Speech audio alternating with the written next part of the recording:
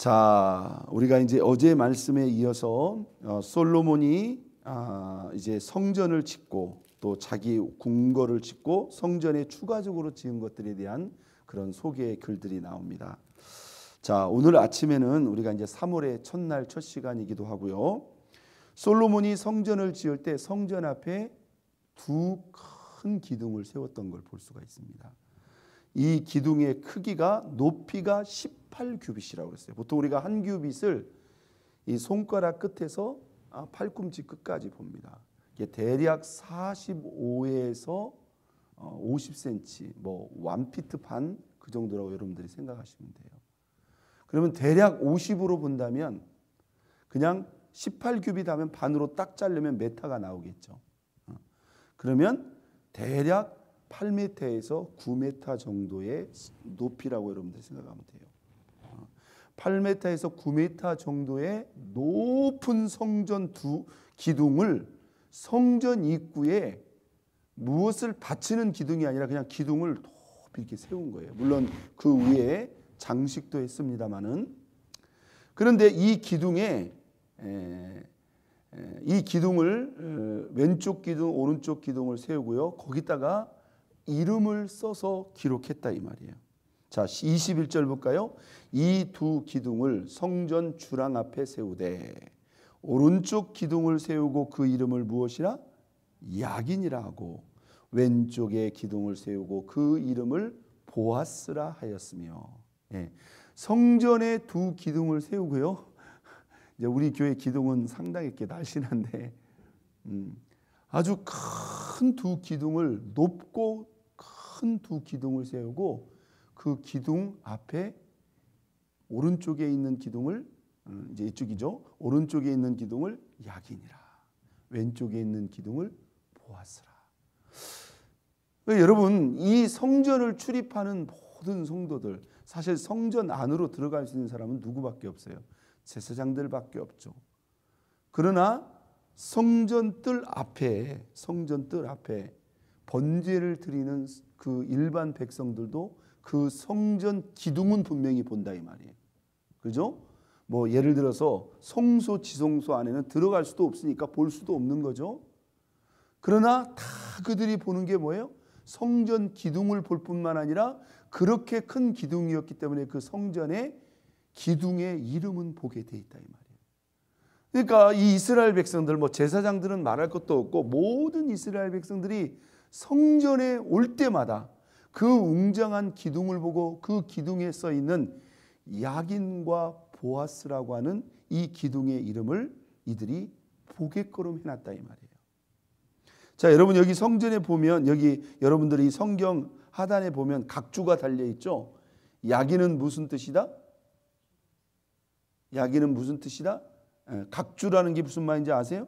거기 1번 써놨고 보아스에는 2번 써놨잖아요. 그러면 성경 이렇게 하단에 보면은 이게 무슨 뜻인지 이렇게 써놨단 말이에요. 야긴은 무슨 뜻이냐면, 야긴은 한번 따라했습니다. 저가 세우리라. 보아스는 한번 따라 쓰길까요? 그에게 능력이 있다. 이게 이제 히브리어겠지만 이스라엘 백성들은 딱 보면 아는 거죠. 야긴은 저가 세우리라. 보아스는 그에게 능력이 있다. 여러분, 솔로몬이 있잖아요. 이 기둥의 이름을 뭐 수만 가지로 지을 수가 있잖아요. 그렇죠? 그런데 왜 야긴과 보아스를 저가 세우리라, 그에게 능력이 있다. 이게 여러분 어떤 메시지가 있지 않을까요? 저는요, 이 두 기둥의 이름을 묵상하면서 이것은 솔로몬의 고백이고 이것은 다윗 왕의 고백이다. 다시 말해서 다윗 왕과 솔로몬에게 하나님이 부어주신 그 은혜의 고백이 바로 이거라는 거예요. 여러분, 우리가 인간적으로 한번 생각을 해봅시다. 다윗도 마찬가지고요, 솔로몬도 마찬가지고요. 하나님이 세우지 않았다면 세울 수 있을까요? 세우실 수 없는 사람이에요. 하나님이 세우신다는 거예요. 여러분, 저와 여러분도 마찬가지고요. 우리 자녀들도 마찬가지입니다. 누가 우리를 세운다? 하나님이 우리를 세운다. 그러니까 우리가 기대하고 우리가 바라봐야 될 분은 누구예요? 환경도 아니고 조건도 아니고 나의 능력도 아니고 나의 배경도 아니고 보이는 인생도 아니고 세상에 힘 있는 권력자도 아니에요. 누가 세운다? 하나님이 세우신다. 여러분 원래 다윗은요 하나님 선택받기 전에 어떤 사람이었어요? 자 베들레헴에서 이새의 말째 애들을 태어나가지고 아마 걷기 시작할 때부터 양을 쳐가지고 학교나 제대로 갔겠어요? 죽을 때까지 양치다가 그냥 양치기로 끝나는 인생이에요. 거의 불보듯 뻔한 겁니다. 그런데 이 양치기 다윗이 뭐예요? 하나님을 너무나 사랑한 거예요. 여러분 하나님이 저와 여러분들을 안 보고 있다고 생각하죠? 여러분이 여러분 스스로 인식하지 못한 여러분이 무슨 생각하는 것까지도 하나님 다 보고 있어요. 믿습니까? 아마 다윗의 아버지 이새도 다윗을 주목하지 않았을 거예요. 별로 기대 안 했을 거예요. 아이고 아들 하나 더 낳았으니까 양칠 사람 더 하나 생겼다 이렇게 생각했을지도 몰라요. 그런데 하나님이 이 다윗을 찾아낸 거예요.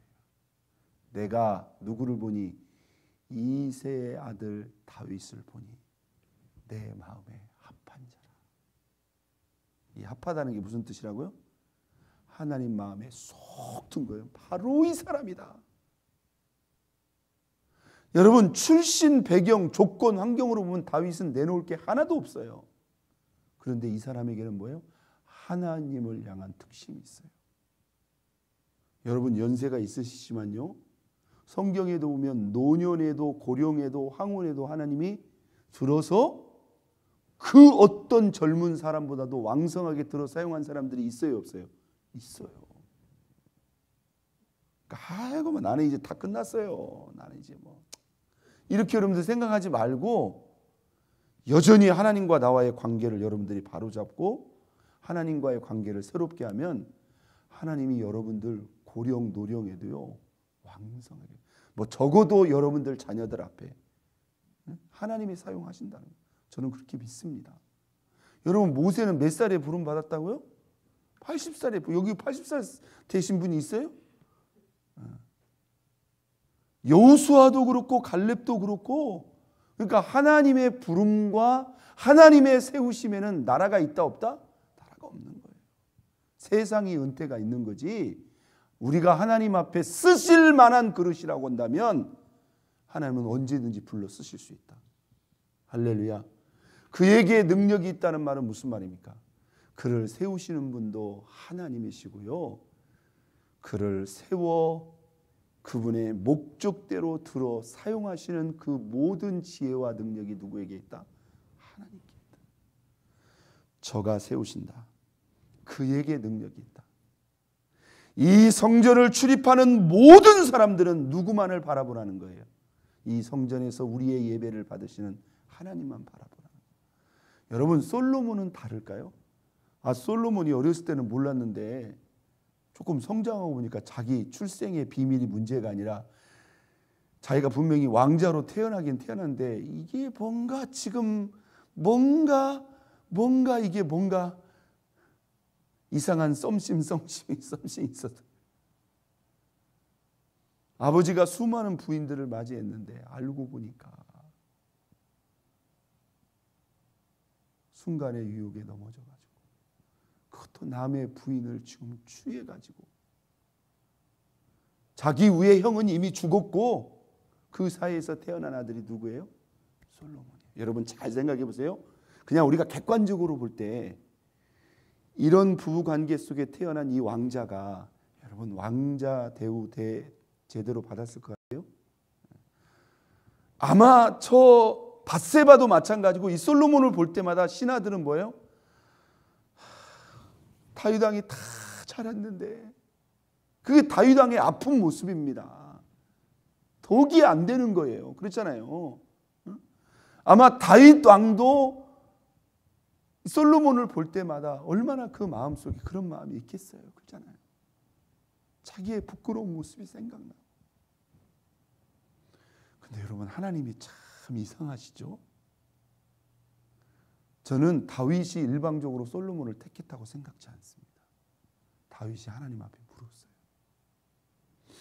여러분, 이제 솔로몬이 철이 들고 성장하면서 자기 아버지와 자기 어머니 밧세바 사이에 어떤 일이 있었다는 것도 알겠죠. 그러면 솔로몬은 있잖아요. 자기가 다윗 왕을 잇는 후계자가 된다는 것은 이건 꿈도 꿀 수 없는 얘기입니다. 지금 상황상 정황상 그렇잖아요. 그런데요, 하나님이 누구를 지명해요? 솔로몬을 지명합니다. 여러분, 이게 무엇일까요? 그러니까 하나님의 은혜라는 것은요, 우리의 불의한 과거, 우리 과거가 문제가 아니에요. 어쩌면 솔로몬은 그것 때문에 하나님 앞에 더 겸손했을 수도 있습니다. 나는 하나님의 은혜가 없이는 못 산다고 할 수도 있어요. 그래서 어떤 일, 무슨 일인지 그건 우리가 예측할 뿐이지만은 적어도 이 솔로몬이가 하나님의 선택을 입었다면 저는요, 이 솔로몬은 여러분, 그런 아버지를 탓하면서, 그런 자신의 환경을 탓하면서 원망하고 불평할 수도 있었겠죠. 저는 우리 솔로몬이 그 처음에 하나님 앞에 기도하는 그런 모습을 볼 때 이 솔로몬은 누구를 바라본 거예요? 다윗이 바라봤고 다윗이 했던 하나님을 바라본 거예요. 그러면서 여러분, 솔로몬이 왜 이런 기둥에 야긴과 보아스라고 하는 이 글을 썼냐? 자기 자신을 볼 때 자기가 세워진 게 이게 자기 힘이 아니라는 걸 자기가 너무나 잘 아는 거예요. 그가 세우신다. 그에게 뭐가 있다? 능력이 있다. 이 성전의 두 기둥에 새겨진 이 성전의 두 이름을 저와 여러분들도 가슴에 깊이 새길 필요가 있습니다. 믿으시면 아멘. 야긴, 보아스. 여러분이 연세가 어떠하든지, 지금 여러분들이 어떤 상황에 있든지, 하나님이 저와 여러분 보시기에, 저와 여러분이 하나님 보시기에 합당하면 하나님은 반드시 여러분들을 세우실 것입니다. 믿으시면 아멘. 그리고 여러분이 무엇이 있어서가 아니라 하나님이 여러분이 하나님 앞에 겸비되고 하나님이 여러분들을 원하시면 그분이 세우실 뿐만 아니라 세우셔서 여러분들이 그 어떤 것도 능히 감당할 만한 그런 힘도 지혜도 누구에게 있다? 그에게 있는 거예요. 믿습니까? 그러므로 우리는 우리를 세우시는 분, 우리에게 능력을 주시는 그 하나님만을 믿고 신뢰하며 의지해야 될 줄로 믿습니다. 그래서 저와 여러분의 삶 속에, 우리 자녀들의 삶 속에 이런 야긴과 보아스, 하나님이 세우시고 능력 주시는 은혜가 있기를 주 예수 그리스도의 이름으로 축원드립니다. 기도합니다. 우리 이 시간 다 같이